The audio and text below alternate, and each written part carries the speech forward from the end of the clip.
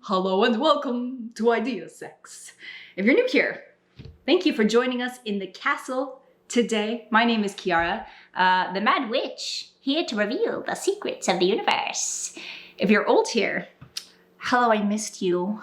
It's been a cold minute because I have been very preoccupied. Idea Sex has been on the back burner because I have been tumbling down the rabbit hole of awakening, as you do, smacking one's head on synchronicities, questioning the fabric of one's reality. You know how it is. I know you know how it is, otherwise you would not still be here watching this shit. So today we are doing another declassified video, and in the declassified series we take a look at documents that have been declassified by the government, scientific studies, research papers, all about parapsychology, psychic phenomena, psi, ESP, whatever you want to call it. These things that aren't supposed to exist. And the reason I like doing these videos is because I think a lot of people would find it interesting to know that our government has spent a lot of time, energy, and resources into studying these things that allegedly don't exist. But most people don't want to take the time to go read these documents because they're technical, they're academic, they're very dry. Luckily for you, this is like my fetish. I love reading this stuff and then sharing it. So, in today's document, the author tells us that we live inside a hologram and astral projection is real. Ooh, I'm really excited for this. I've read it several times through, done all the legwork, and it would be my honor to share the cliff notes with you, just the juicy bits. The problem is the whole friggin' thing is juicy, so there's a lot to cover, and I'm gonna divide it up into two videos for that reason. Part one is gonna be about altered states of consciousness and how it is that we live in a hologram, and part two is gonna be about the nature of time and space and how we can allegedly transcend it. So yeah, this document has some wild ideas in it, and who's to say how much of it is true, right? Is it real? Is it pseudoscience? I don't know. I'm just here to try on some idea hats. If you don't like the hat, you can toss it later. You can put it on a shelf. You can take it off the shelf when you want to be an interesting conversationalist, whatever. But we're just here to play. And without further ado, let's jump in. We'll take these sort of abstruse ideas and translate them into human. And we're not going to use words like abstruse.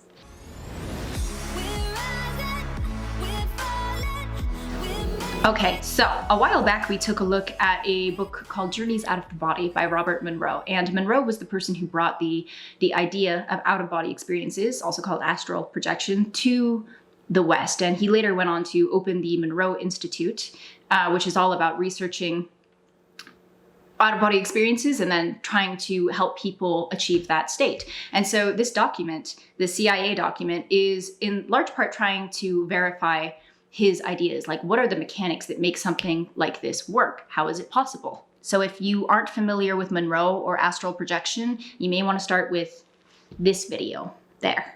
In any case, this document was sent by U.S. Army Lieutenant Colonel Wayne M. McDonnell, which is a mouthful, so I'm just going to call him Mickey D, to the commander at Fort Meade. And in it, he uses the first 20 pages to talk about theoretical physics, biomedical models, quantum physics, all to explain a model of reality where OBEs are possible. And in the last 10 pages, he tells us all the cool things we can hypothetically do once we step out of these meat suits, including accessing information beyond time and space, remote viewing, faraway events, seeing events that occur both in the past and future, and performing healing miracles. Side note, this was happening around the time of Project Stargate, a few years before. And if you're not familiar, Project Stargate was one of the big investigations into the use of psi for military applications, which is incredibly ironic, if you ask me, because the whole point of parapsychology, psi, ESP, whatever, it hinges on the idea that we are one consciousness manifesting as infinite possibilities. In other words, everything is connected. We're all connected. Isn't that beautiful? Leave it to the people in charge to be like, now how could we use this to kill each other? This is why aliens don't talk to us. The document opens with a letter from Mickey D to Commando, and he talks about how he was tasked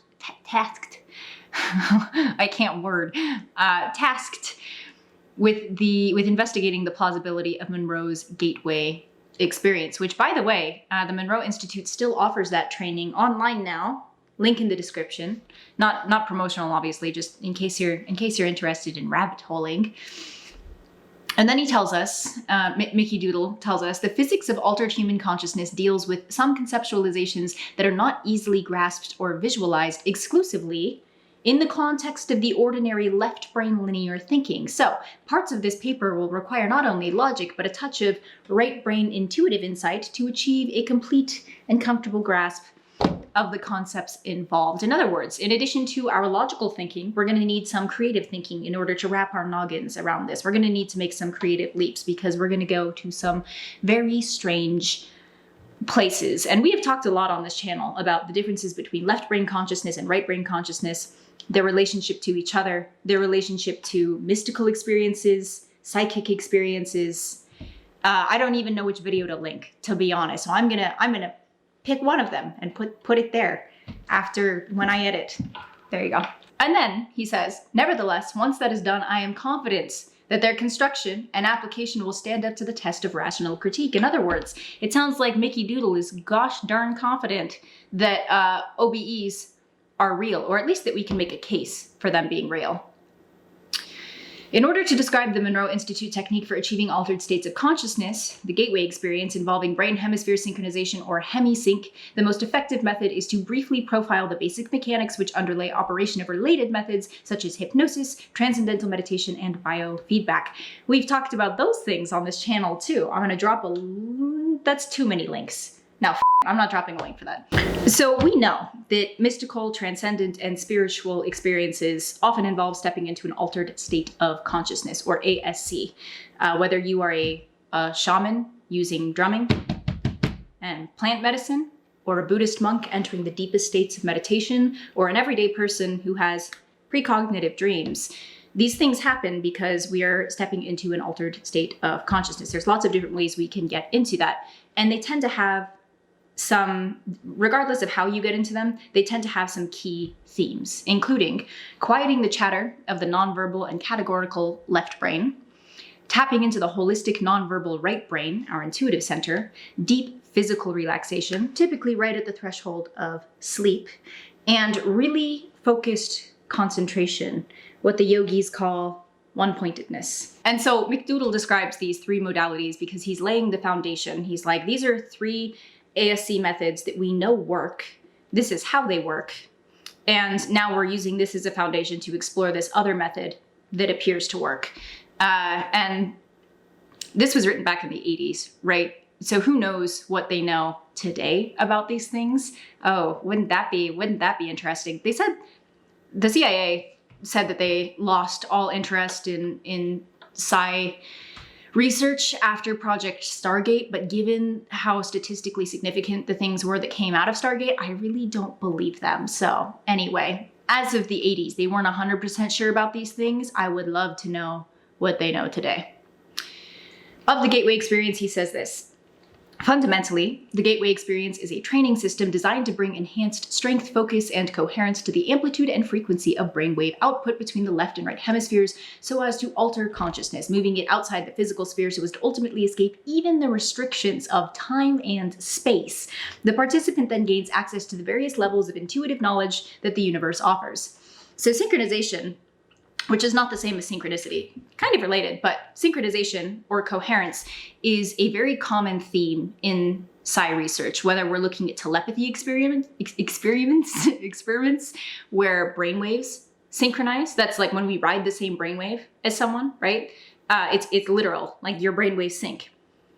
In the HeartMath Institute with their studies around heart coherence, and most recently, the Institute of Noetic Sciences published a study on the effectiveness of energy healing. And what they found is that energy healers and their patients, their heart waves will sync during a session. Aww, being healed with love. Gross, don't touch me. So what McDoodle is saying is that the Monroe Method involves synchronizing the left and right brain hemispheres, bringing them into harmony so that the left brain isn't in the driver's seat like it likes to be. The left brain loves control. And Monroe, developed the famous hemisync audio tapes based on this. And the hemisync tapes operate on the same principle as a binaural beat. If you're not familiar, I'll drop a link in the description. A binaural beat is basically weird music, but it has this funny effect on your brain. And that's because the human brain does something weird when it perceives a frequency or a sound. It will start to mimic it.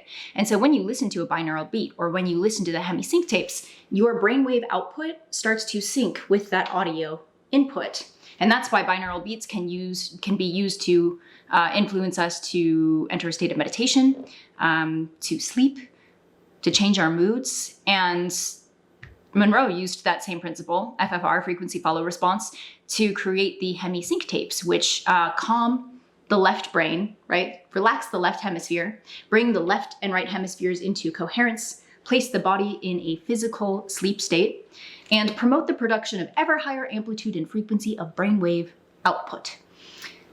Very practiced meditators can achieve this state at will, and they can stay there for maybe 15 minutes. And the idea behind using technology like this is it's like skipping the line at Disneyland, except this ride goes right outside of time and space. Buckle up, Ghost Rider. How is that even possible? In order to step outside of time and space, we have to accept the idea that we are more than our physical bodies. And this is the idea that all of psi research hinges on. It is moving us away from the materialist paradigm, which tells us that consciousness is a happy accident, and it's moving us toward the post-materialist paradigm, the idealist paradigm, which tells us that consciousness is non-local and fundamental. I'm going to say that 1,000,001 times on this channel. Consciousness is fundamental and non-local. In other words, your sense of awareness, your consciousness is not limited to this physical dimension, or put another way, you have a soul. This is a little watered down, but I think it's accurate enough. You have a soul, and it's not tethered to the physical world. So, why do we experience life like this? If we're just pure consciousness, why don't we experience it as like sacred geometry or tetrahedrons dancing through an endless void? The short answer is that reality is a hologram. Yeah, that probably doesn't make any sense, so let's get the longer answer. Energy creates, stores, and retrieves meaning in the universe by projecting or expanding at certain frequencies in a three-dimensional mode that creates a living pattern called a hologram. The universe is composed of interacting energy fields, some at rest and some in motion. It is, in and of itself, one gigantic hologram of unbelievable complexity. How's that for a theory of everything? So the idea of reality being a hologram isn't new. It was something that came about when scientists were studying black holes, so like in the 70s. And actually, way before that, if we think of in Hinduism, the idea of reality being a hologram is present in the legend of Indra's web, in the Hopi tales of Grandmother Spider, even in the Kabbalah, right? The idea that we are emanations from a primordial source. But let's not digress. The idea hat that we're trying on is that reality is a three-dimensional projection from a 2D surface somewhere toward the edge of the universe. That's what a hologram is. It encodes 3 dimensions of information on a 2D surface. Think of when you are playing a video game and it's like, it looks like a 3-dimensional world, but it's not. It's a 2-dimensional screen and you're moving around pixels, and we can think of reality as being something similar.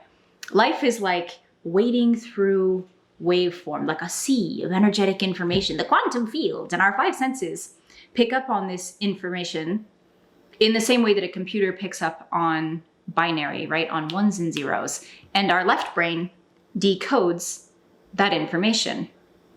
But in the same way that the electrical signal looks different than the video game we see on the screen, the information that we're perceiving has a true form and the way we perceive it. And the form we perceive it in is just our left brain's very, very filtered interpretation of it. What all of psi research hinges on is the idea that we can access so much more of this field. How is it possible? First, we have to understand a key concept of holograms, which is that every piece contains the whole. So if you ever had one of those holographic bookmarks as a kid, right? Say you cut it up into 1,000,000 pieces and you shined a laser, what you should see is the entire image, not a little like piece of a dolphin fin, but like the entire image that was on the bookmark, you should be able to see it from that tiny, tiny piece. And that is because every piece contains the whole. But here's the mind. According to the theories of Carl Pribram, a neuroscientist at Stanford University, and David Bohm, a physicist at the University of London, the human mind is also a hologram which attunes itself to the universal hologram by the medium of energy exchange, thereby deducing and achieving the state we call consciousness. Now that old esoteric axiom, as above, so below, starts to sound a lot less like esoterica and a lot more like sense. Think about how all the enlightened masters turned inward to transcend, right? What was it that they were transcending to? If this is the projection that we're experiencing, they were going back to the projector. Source, spirit, great spirit, universe, ether, the absolute. It doesn't matter what we call it. What matters is that you and I are little microcosms of one big-ass macrocosm that throughout history we called God. It reminds me of one of my favorite Alan Watts quotes: "You are an aperture through which the universe is exploring itself." As energy passes through various aspects of the universal hologram and is perceived by the electrostatic fields which comprise the human mind, the holographic images being conveyed are projected upon the electrostatic field of the mind and are perceived or understood to the extent that the electrostatic field is operating at a frequency and amplitude that can harmonize with and therefore read the energy carrier wave pattern passing through it. Our brains are like these physical modems that allow us to perceive and decode information from the larger hologram. And in our day-to-day lives, we can only perceive a tiny fraction of that hologram. I can't even go high enough, and I'm a soprano, a tiny, tiny fraction of that hologram. But according to this paper, our right brain perceives a lot of that field, and our left brain filters most of it out. And thank God for the left brain, because this guy is the reason why we don't experience life as ones and zeros, as binary, as tetrahedrons dancing through an endless void. It's why we experience life as hairless monkeys,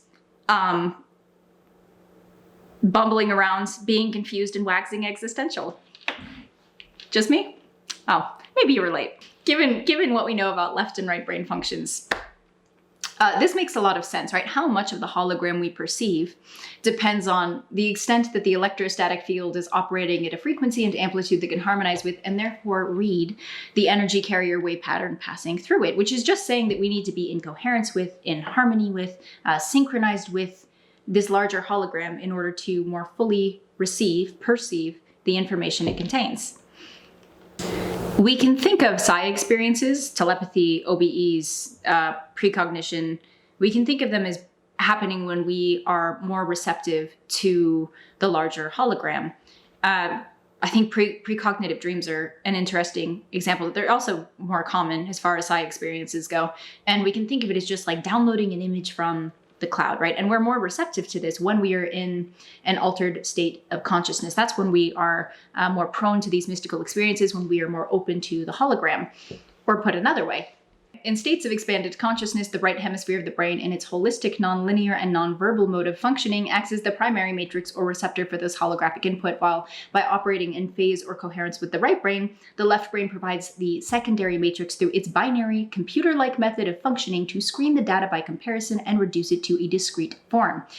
And this is what the hemi-sync tapes are attempting to do, is dial up the right brain, tone down the left brain so that they are working in harmony, so that they can perceive and make sense of all the information encoded in the multiverse.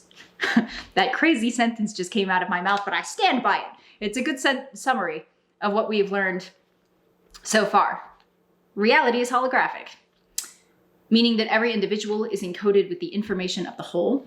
In our day-to-day lives, most people experience a tiny sliver of that hologram because even though our right brain consciousness can perceive a lot of it, our left brain filters most of it out. However, an ASC allows us to access that larger hologram by quieting the chatter of the left brain and tapping into the receptive holistic right brain. The hemi-sync tapes allow us to achieve this state through a phenomenon called frequency follow response. Now, from this altered state of consciousness, we can allegedly transcend our conventional notions of time and space. And that is where the conversation picks up next week. So, if you're curious, if you want to tumble down the rabbit hole a little further, do subscribe, join the guild, join our quest for answers to questions that most people are scared to ask.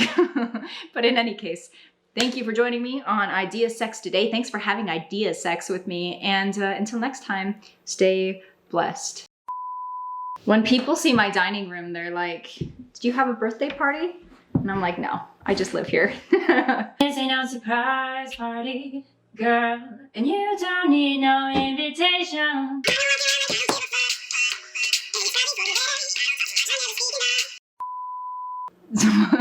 Can't even word.